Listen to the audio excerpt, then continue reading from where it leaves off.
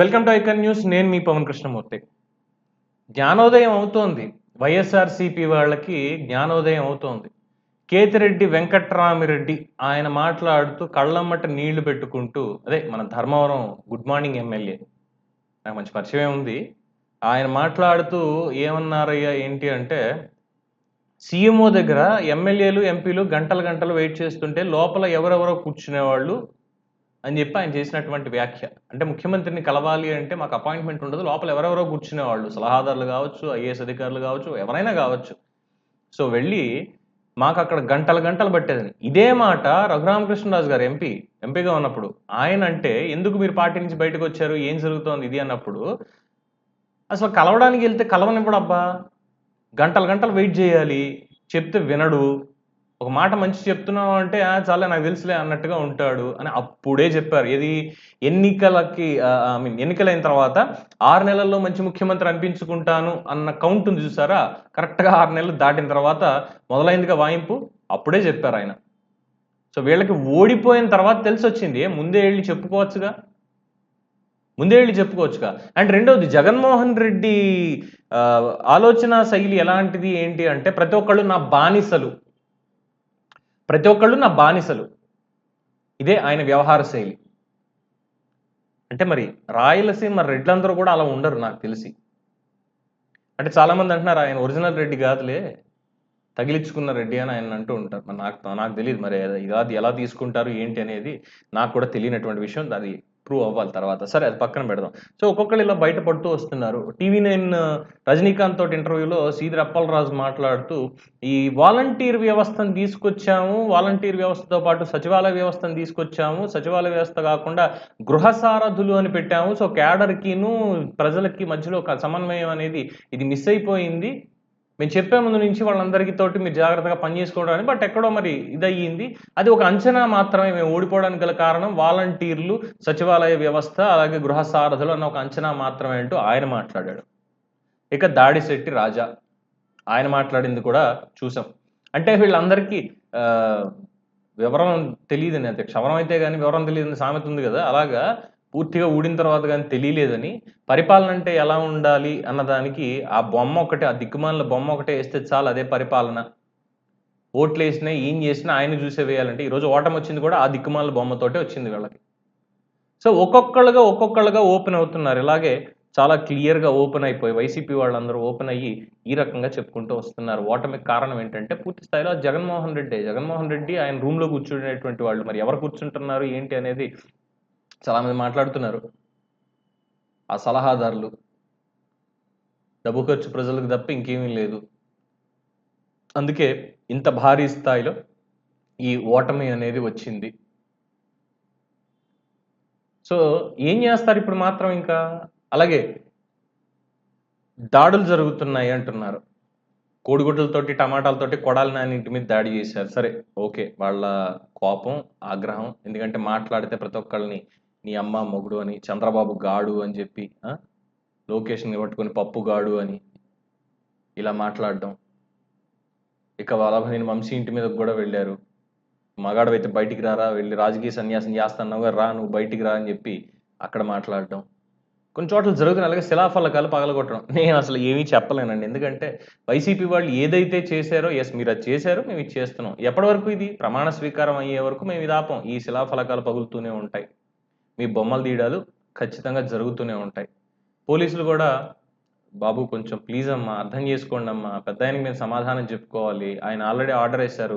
శాంతి భద్రతలు కాపాడండి ఇది అనంటే, సార్ మీరు ఆగండి సార్, పక్కనుండండి కాసేపు ఒక 10 నిమిషాలు. మేమేం చంపట్లేదు ఎవరిని ఇక్కడ. మాకలాంటి ఉద్దేశాలు గూడా లేవు. అలాంటివేమైనా ఉంటే పెద్దాయన మమ్మల్ని బతకనివ్వడు ముందు అని వాళ్ళకి చెప్పుకుంటే, పోలీసోళ్ళు అమాయకంగా ఒక నవ్వు నవ్వుతూ అమాయకంగా ఏం చేయాలో తెలియక.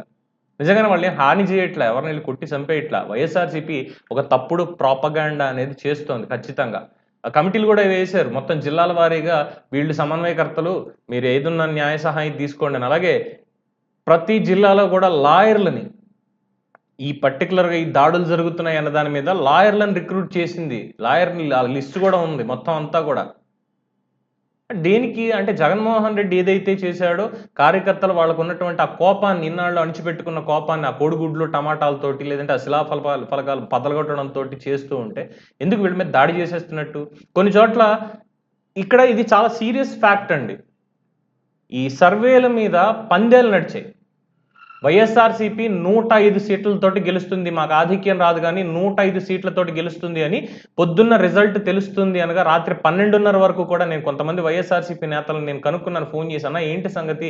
ఏంటి ఇంత ధీమా ఇది అంటే 105తో గెలుస్తున్నాం పవన్. ఇదే వాళ్ళు చెప్పింది. సో ఈ 105 అనే దాని మీద వీళ్ళు పర్టికులర్‌గా ఉండిపోయి పందాలు వేసుకున్న వాళ్ళు ఉన్నారు. ఆస్తులు తాకట్టు పెట్టుకున్న వాళ్ళు ఉన్నారు. సో పోయే ఆస్తులు. పందెంలో అంతే కదా! సో ఆ పోయినప్పుడు అయినటువంటి మాట వచ్చినటువంటి గొడవ దాన్ని పట్టుకొని దాడులు చేసేస్తున్నారు అంటాం. ఎవడు పందెం గాయమన్నాడు? ఎవడు కొట్టించుకోమన్నాడు? రెండోది రెచ్చగొట్టడం. సోషల్ మీడియాలో ట్వీట్లు వేసి లేదంటే పోస్టులు పెట్టి, ఫోటోలు పెట్టి రెచ్చగొట్టడం. ఏమిటి ఆవిడకేదో బిరుదు కూడా ఇచ్చారు. మా కులదేవత ఏదో ఓ బిరుదు ఉంది ఒక ఆవిడకి. ఆవిడ వీడియోలతోటి ఇంకా రెచ్చగొట్టడం. అంటే ఏంటి రాష్ట్రాన్ని రావణ కాష్టం చేద్దామనా? ఇన్నాళ్ళు 5 ఏళ్ళు చేశారు. ఇప్పుడు ప్రశాంతత నెలకొల్పాలని ప్రయత్నాలు జరుగుతుంటే దాన్ని చేయాలనా? మీ నోటి దూలతోటే వైఎస్ఆర్‌సీపీ వాళ్ళ నోటి దూలతోటే ఈ ఓటమి అనేది తెచ్చుకున్నారు. ఆఫ్‌కోర్స్ వీళ్ళు ఓపెన్ అయ్యి ముఖ్యమంత్రి దగ్గర ఎవరు లేరు, అక్కడ మమ్మల్ని రానివ్వట్లేదు అని చెప్పడం అనేది ఒక ఎత్తు అయితే, వీళ్ళ నోటి దూల అనేది ఎక్కువ ఇంకోటుంది. దానివల్లే ఓడిపోయారు. దానివల్ల ఈరోజు ప్రమాణ స్వీకారం అయ్యేదాకా ఈ కోడిగుడ్లు, టమాటాలు, ఉల్లిపాయలతో కొట్టడాలు ఆగవు. ఇది నేను చెప్పట్ల, వాళ్ళే మొహం మీద చెప్తున్నారు. కొడాలి నాని ఇంటి దగ్గరికి వెళ్ళిన వాళ్ళకి ఇందాక ఫోన్ చేయడం జరిగింది. "ఒరేయ్ బాబు ఏంట్రా మీరంతా" అంటే, "అన్నా మీరేం మాట్లాడకండి. మేము అక్కడికి ఎవరిని గాయపరచడానికి వెళ్ళట్లేదు. అవమానించడానికి వెళ్తున్నాం." యెస్, నిజంగానే. మాకున్నటువంటి కోపాన్ని మేము ఇచ్చేయాలి అంటే అవమానించాం. "ఒరేయ్ దిష్టి బొమ్మలు తగలేయండిరా, లేదంటే ఏ గాడిదకో ఫోటోలు పెట్టి, దిష్టి గుమ్మడికాయకి ఆ ఫోటోలు పెట్టి దాని మీద మీ ఆవేశాన్ని తీర్చుకుంటారా? ఎందుకురా అలా ఇళ్లలో పాపం ఆడవాళ్ళు వీళ్ళుంటారంటే" అన్నా అక్కడ చూస్తున్నాము ఆడవాళ్ళని పొరపాటున కూడా వాళ్ళందరూ కూడా మాకు తల్లులతోటి సమానం. మేము ఎవ్వరిని కూడా ఏమి అనము మేము. ఎవరైతే చంద్రబాబు నాయుడు గారిని, ఆయన కుటుంబాన్ని, ఆయన పరిపాలనని ఎద్దేవా చేసుకుంటూ వచ్చారో ఇన్నాళ్ళు, లోకేష్ గారిని ఇలా మాట్లాడారో, పవన్ కళ్యాణ్ గారిని ఇలా మాట్లాడారో వాళ్ళకి శాస్తి జరగాల్సిందే. చట్టపరంగా రెడ్ బుక్‌లో ఉన్నటువంటివి వాళ్ళు చూసుకుంటారన్నా. కానీ ఇలాంటి చిన్న చిన్న విషయాలు అని వాళ్ళు అనుకుంటారు గానీ, ఇవి చిన్న విషయాలు కాదు. సెంటిమెంట్‌తో ఉన్నటువంటి విషయాలు. ఇంట్లో వాళ్ళని మాట్లాడడం ఏంటి? సో వాటికి ఖచ్చితంగా వాళ్ళు పే చేయాల్సిందే. అలాగే ప్రగల్భాలు పలికారు కదా! ఇప్పుడు మేమేం అడుగుతున్నాం వల్లభనేని వంశీని?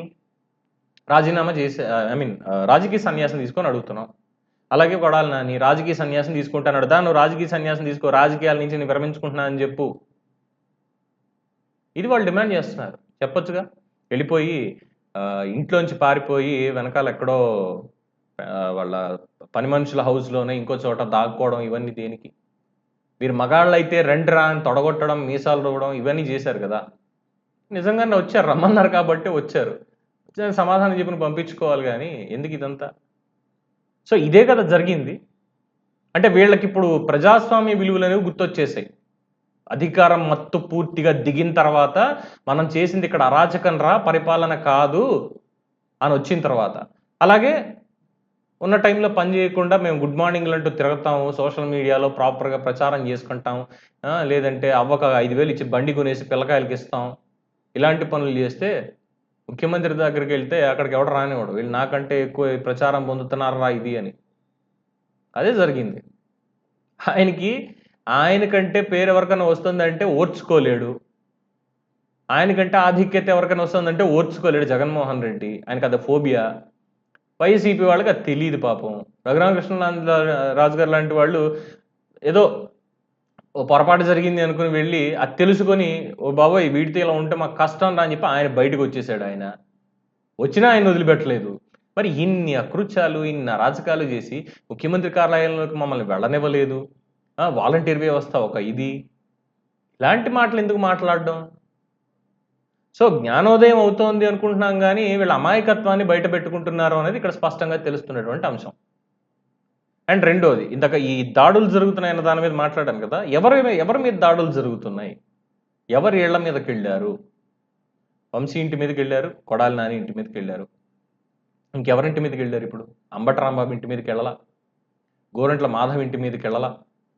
పేర్ని నాని ఇంటి మీదకి వెళ్ళలా? ఫస్ట్ డే ఎప్పుడో జరిగినట్టుంది అది. బోరుగడ్డ అనిల్ కుమార్ ఇంటి మీదకి వెళ్ళలా? రైట్? ఇలా చెప్పుకుంటూ పోతే లిస్ట్ చాలా పెద్దది ఉంది. రోజా ఇంటి మీదకి వెళ్ళలా ఇంకా ఎవరు? రోజా ఇంటి మీదకి వెళ్ళి ఇప్పటిదాకా కూడా వెళ్ళలా. అక్కడ ఒక అరటిపండు తొక్క పడింది అన్నది కూడా న్యూస్ లేదు. మరి దాడులు జరిగిపోతున్నాయి, ఎలా అయిపోతున్నాయి అంటే మీలో మీరు ఇన్ఫాక్ట్ ఇంకా మాట్లాడితే వైసీపీ వాళ్ళే పందాలు కూడా వేసుకున్నారు. ఓడిపోతుంది గెలుస్తుంది, ఓడిపోతుంది గెలుస్తుంది అనుకుంటే వాళ్ళలో కూడా పందాలు వేసుకున్నారు. దాంట్లో ఆ దిక్కుమాలిన బ్రాండ్లు తీసుకొచ్చాడుగా తాగండ్రా ఇర్మి అని చెప్పి అవి తాగి పిచ్చెక్కి దాంతో వాళ్ళు కొట్టుకుంటున్నారు. దాన్ని తీసుకొచ్చి తెలుగుదేశం పార్టీ వాళ్ళే చేస్తున్నారు అని చెప్పి అనేక సంఘటనలు వీడియోల రూపంలో ఇంకా సజ్జల భార్గవరెడ్డి అండ్ టీం, ఆ దిక్కుమాలిన టీము సోషల్ మీడియాలో పోస్ట్ చేసుకుంటూ వెళ్తున్నారు. ప్రజాస్వామ్యం పరిరక్షించాలా మిస్టర్ జగన్మోహన్ రెడ్డి? గవర్నర్ గారు వచ్చి తోట చంద్రయ్యని చంపినప్పుడు ఎక్కడ ప్రజాస్వామ్యం పరిరక్షించావు నువ్వు? ఎక్కడ? ఈ దిక్కుమాలిన ఓదార్పు యాత్రకు మళ్ళీ ఇప్పుడు సిద్ధమైపోతున్నాడు. గుండె ఆగిపోయి ఎవడో చచ్చిపోయాట. 3 రోజుల నుంచి ఈ రిజల్ట్ చూసి జగనన్న ఓడిపోయాడు అన్న దాంతో దిగులుతోటి చచ్చిపోయాట. ఆ పెయిడ్ ఆర్టిస్ట్ పాప ఎవరో ఉంటది. ఎప్పుడు జగన్మోహన్ రెడ్డి గులకరాయి తగిలింది అని ఏదో నాటకం ఆడారు కదా! ఎందుకమ్మా కొడతారు? ఎందుకమ్మా ఇచ్చేస్తారు? మామయ్య మంచి చేశాడు కదమ్మా! రామ్మా బంగారు తల్లి, చిట్టి తల్లి రా ఇప్పుడు. జగన్ మామయ్య ఓడిపోయాడమ్మా. ఎందుకు ఓడించారమ్మా? దా ఇప్పుడు రా. ఐపాక్ బ్యాచ్ అంతా ఎక్కడున్నారు? మేము ఆంటర్‌ప్రెన్యూర్స్, మేము సమ్మిట్‌కి వచ్చాము అన్నవాళ్ళు. ఎక్కడ వీళ్ళంతా? ఏరి స్టార్ క్యాంపైనర్స్ ఏరి? ఆలీ గారు, పోసాని గారు, లక్ష్మీపార్వతి ఎక్కడా మహామనిషి? ఎక్కడుంది మహాతల్లి? ఏరి వీళ్ళంతా బయటకొచ్చి ఎందుకు మాట్లాడట్లా? వస్తే వీళ్ళకి కూడా సన్మానం అదే రీతిలో జరుగుతుంది కాబట్టి.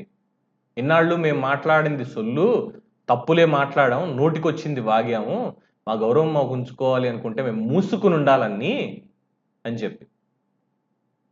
మేబీ నేను మాట్లాడితే మీకు అనిపిస్తుంది కొంచెం ఆవేశంతోటే మాట్లాడుతున్నామని. 5 ఏళ్లలో చూసిందండి కంట్రోల్ ఎలా అవుతుంది? ఎలా చేసుకోవాలి కంట్రోల్ అనేది? ఈ 5 ఏళ్లలో ఇంత జరిగింది. డ్యామేజ్‌ని ఎక్స్‌ప్లెయిన్ చేయడానికి సమయం సరిపోదు. సో వీళ్ళు ఇప్పుడొచ్చి ఏదో మేము బయటకొచ్చి మేము మాట్లాడుతున్నాం ఇది అంటే ఏం ఉపయోగం? చేతులు గాలిన తర్వాత ఆకులు పట్టుకొని ఏం ఉపయోగం ఇప్పుడు? ఏమీ లేదు. ఇంట్లో కూర్చొని కృష్ణారామ అనుకోవడం, లేదంటే ఉన్న వ్యాపారాలు అవి చేసుకోవడం, లేదంటే చెప్పండి ఉద్యోగాలు కావాలా? లోకేష్ ఇందాకనే మాటిచ్చాడు. 20,00,000 ఉద్యోగాలు ఆంధ్రప్రదేశ్‌లో క్రియేట్ చేయాలని. మీకు కూడా ఉద్యోగం పడేస్తాడు మీ ప్రొఫైల్‌కి తగ్గట్టు. ఎళ్ళా ఉద్యోగం చేసుకుంటూ బతికేయండి హ్యాపీగా. అంతే తప్ప మేము ప్రెస్ మీట్‌కి వచ్చి మాకు రాజకీయంగా ఇంతుందంటే వైఎస్ఆర్‌సీపీలో ఓడిపోయినటువంటి ప్రతి ఒక్కళ్ళకి రాజకీయ జీవితం సమాధి అయిపోయింది. సమాధి అయిపోయింది. 164 మందికి రాజకీయ జీవితం సమాధైపోయింది. ఈ 164 మంది మళ్ళీ రేపొద్దున 2029 ఎన్నికల్లో ఈ మొహాలు కనిపించవు. కనిపించవు. సో, ఇప్పుడు అయిపోయిన తర్వాత ఇంకొచ్చి మాట్లాడ్డాలు, ఇవి చేయడాలు దేనికి? అవసరం లేని పని. అసలు అవసరం లేదు. సో, రండి ఇంకా ఎంతమంది మాట్లాడతారో. ఉంది చిట్టా నా దగ్గరుంది. ప్రతి ఒక్క చిట్టా ఏమేం చేశారు, ఏం మాట్లాడారు అనే దాని మీద కొన్ని వందల, వేల వీడియోలు చేసున్నాను గదా! ప్రతి ఒక్కటి మైండ్‌లో రిజిస్టర్ అయ్యే ఉంది. మీ తప్పులేంటి, మీరు ఏం చేశారనేది ప్రతి ఒక్కటి మాట్లాడదాం. అవైలబుల్‌గా ఉండండి మీడియాకి. వైఎస్ఆర్‌సీపీ వాళ్ళు. అవి ఇంకా బుద్ధి రానటువంటి మీడియా హౌసెస్ ఏవైతే ఉన్నాయో, అదే అంత్యక్రియలు జరపబడినటువంటి మీడియా హౌసెస్ ఏవైతే ఉన్నాయో, మీరు వాటిలకెళ్ళి సులు పురాణాలు చెప్పడం కాదు. మీకు నిజంగా దమ్ముంటే, మీ దగ్గర నిజంగానే యెస్ ఇగో ఈ డీటెయిల్స్ మా దగ్గరున్నాయి. మేము ఇక్కడేం తప్పు చేయలేదు అన్న ధైర్యం మీకుంటే, ఓటమిని హుందాగా ఒప్పుకుంటూ యెస్ ఇదిగో ఈ చర్చకు మేము సిద్ధం. రండి. మీరు తప్పో, ఒప్పో నిరూపిస్తాం. అంతేగాని ఇలాగా అక్కడ అదవ్వలేదు, ఇక్కడ ఇదవ్వలేదు, అందుకే ఓడిపోయాం. మా మీద దాడులు చేస్తున్నారు. మాకు ప్రజాస్వామ్య రక్షణ కావాలి, ప్రజాస్వామ్య పరిరక్షణ మాకు కావాలి. ఎదవ కబుర్లు చెప్పొద్దు. రైట్? సో, వైసీపీ వాళ్ళు గుర్తుపెట్టుకోండి బాగా. మీరు ఎప్పుడన్నా నన్ను ప్రశ్నించండి. నేను ఎప్పుడూ అవైలబుల్‌గా ఉంటా. మీరు ఎప్పుడన్నా నన్ను ప్రశ్నించండి. ఏమయ్యా ఇలా మాట్లాడావు గదా! ఏం పెట్టుకొని మాట్లాడావు నువ్వు అంటే, రండి నా దగ్గర ఆధారాలు నా దగ్గర ఉన్నాయి. నేను చూపిస్తా. నేను అడుగుతా ప్రతి ప్రశ్న అడుగుతాను మీకు. మీకు సమాధానం చెప్పుకోవచ్చు. అలాగే నేను మీకు చెప్తాను. వైసీపీ తోటి నాకేమీ సంబంధాలు లేవు. తెలుగుదేశం పార్టీతోటి నాకు సంబంధాలు లేవు. జనసేనతోటి సంబంధాలు లేవు. కానీ అన్ని పార్టీలు నా బంధువులు కూడా ఉన్నారు. నాకు మాత్రమే లేవు. సో, ఇప్పుడు వీళ్ళు ఇలా బయటకొచ్చి మాట్లాడినందువల్ల ఏమీ లేదు. బయటకొచ్చి ఓడిపోయినటువంటి వాళ్ళం మేము ఏదో చెప్పుకోవాలి కాబట్టి చెప్పుకుంటున్నాం అంతే తప్ప ఇంక అయిపోయినట్టే. సో దీని మీద మీరేమనుకుంటున్నారు ప్రజలారా? మీ అభిప్రాయాన్ని కామెంట్స్ రూపంలో తెలియజేయండి. చూస్తూనే ఉండండి ఐకాన్ న్యూస్. నేను మీ పవన్ కృష్ణమూర్తి.